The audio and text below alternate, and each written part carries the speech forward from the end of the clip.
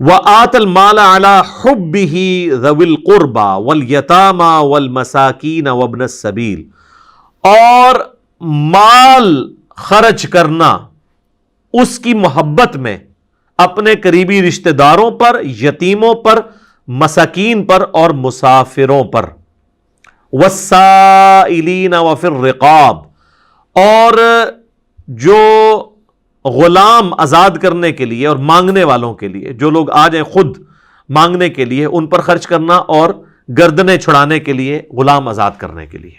اچھا، اب یہ جو علی حبی ہی ہے نا، اس میں ہا کی ضمیر اللہ کی طرف بھی جا سکتی ہے کہ اللہ کی محبت میں کوئی شخص مال خرچ کرے اپنے رشتہ داروں پر، یتیموں پر، مسکینوں پر، مسافروں پر، اور سوال کرنے والے اور غلام چھڑانے کے لیے۔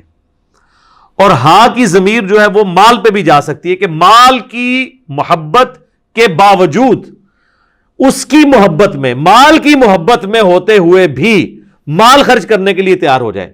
یعنی دل میں تو ہر ایک بندے کے مال کی محبت ہے نا، اس محبت کی پرواہ نہ کرے جو مال کے ساتھ اس کا شغف ہے، مال سے محبت رکھنے کے باوجود مال اللہ کی راہ میں دے دے، تو کیا وہ ثابت کرے گا کہ مجھے اللہ کی محبت جو ہے وہ مال کی محبت سے بڑھ کر ہے؟ اب ترتیب اللہ تعالیٰ نے لگائی ہے ایسی جو پنچ کرنے والی ہے۔ سب سے پہلے رشتہ داروں کا نمبر، کیونکہ رشتہ داروں کو دینا یہ سب سے مشکل کام ہے۔ رشتہ داروں کو پھلتا پھولتا دیکھنا یہ شیطان نہیں برداشت کرنے دیتا۔ جتنا جیلسی فیکٹر ہے وہ رشتہ داروں کے ساتھ ہوتا ہے۔ یہ جتنے تعویذ دھاگے بھی آپ سنتے ہیں لوگ کرواتے ہیں وہ رشتہ دار کرواتے ہیں۔ باہر کے لوگوں کو کیا ضرورت ہے کسی سے جیلسی کرنے کی یا حسد کرنے کی؟ رشتہ دار، اسی لیے انسان رشتہ داروں کو اگنور بھی کر رہا ہوتا ہے۔ تو اللہ تعالیٰ نے پہلی ضرب یہ لگائی ہے کہ سب سے پہلے رشتہ داروں کا حق ہے۔ اچھا، رشتہ داروں میں یہ کوئی نہ سمجھے کہ میرے کزنز جو ہیں یا میرے ماموں خالو، نہیں، سب سے پہلے رشتہ دار آپ کے بیوی، بچے، ماں باپ، بہن بھائی ہیں، اس کے بعد باقی رشتہ دار ہیں۔ لوگ اکثر پوچھ رہے ہوتے ہیں جی وہ زکوٰۃ دینی ہے، بہن میری بیوہ دے دیں، بھئی اس سے زیادہ کوئی حقدار ہی نہیں ہے، اس کا تو کوئی کمانے والا نہیں ہے، بھائی کو دے دیں، بالکل دے سکتے ہیں، سب سے زیادہ حقدار وہ لوگ ہیں۔ اس کے بعد یتیم، ظاہر ہے یتیموں کا کوئی سرپرست نہیں ہے، مشکل ہے ان کے لیے زندگی گزارنا۔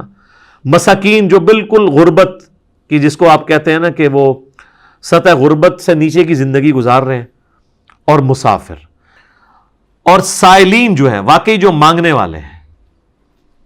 اب وہ مانگنے والا پروفیشنل نہ ہو، وہ ظاہر آج کی ڈیٹ میں ذرا مشکل ہوتا ہے جج کرنا ایک عام بندے کے لیے۔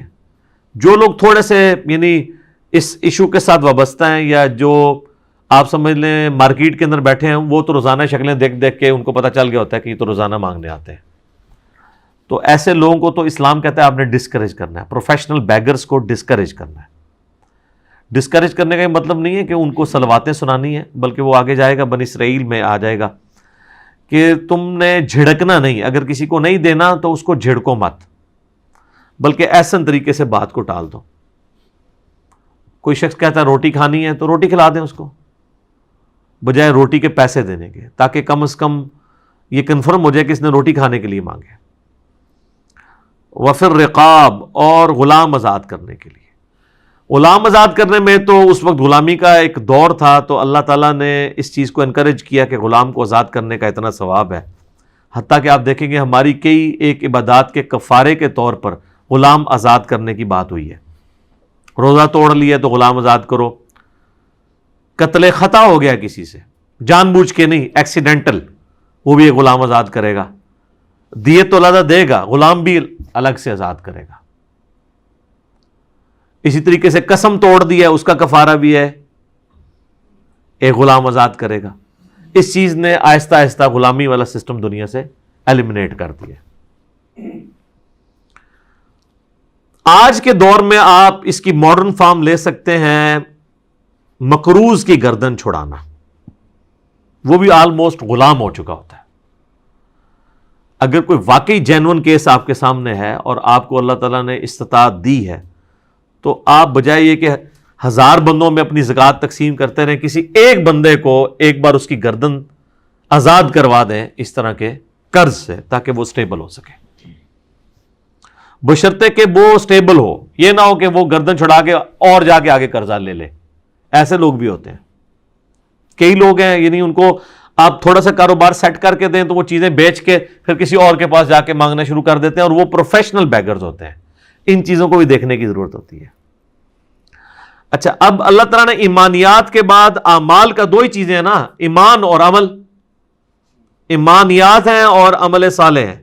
ایمانیات تو آگئی، عقیدہ توحید، رسالت اور آخرت. اس کے بعد اعمال کا جب سلسلہ شروع ہے تو آپ دیکھ لیں حقوق العباد پہلے ذکر ہوئے ہیں کہ اللہ کی راہ میں اپنا مال خرچ کرنا ہے، جیب ڈھیلی کرنی ہے، اور کس طریقے سے اپنے رشتہ داروں پہ خرچ کے، اپنے قریبی مساکین جو لوگ ہیں ان پہ خرچ کر کے، اور جو مسافر ہیں گردنیں چھڑانے کے لیے، اور جو لوگ غریب ہیں مانگنے والے ان کو دے کر. اس میں ایک حدیث بھی ہے بخاری مسلم دونوں میں. نبی علیہ السلام نے فرمایا جو شخص یہ چاہتا ہے نا کہ اللہ تعالیٰ اس کی عمر میں برکت کر دے، عمر دراز کر دے اور رزق میں کشادگی کر دے، تو وہ اپنے رشتہ داروں کے ساتھ حسن سلوک کرے، صلہ رحمی کرے. یہ بڑا زبردست ایک ذریعہ ہے، لیکن یہ کام کرنا مشکل ہے. اصل بات یہ ہے، یہ کہنا بہت آسان ہے، لیکن رشتہ داروں کے ساتھ حسن سلوک کرنا ذرا مشکل کام ہے.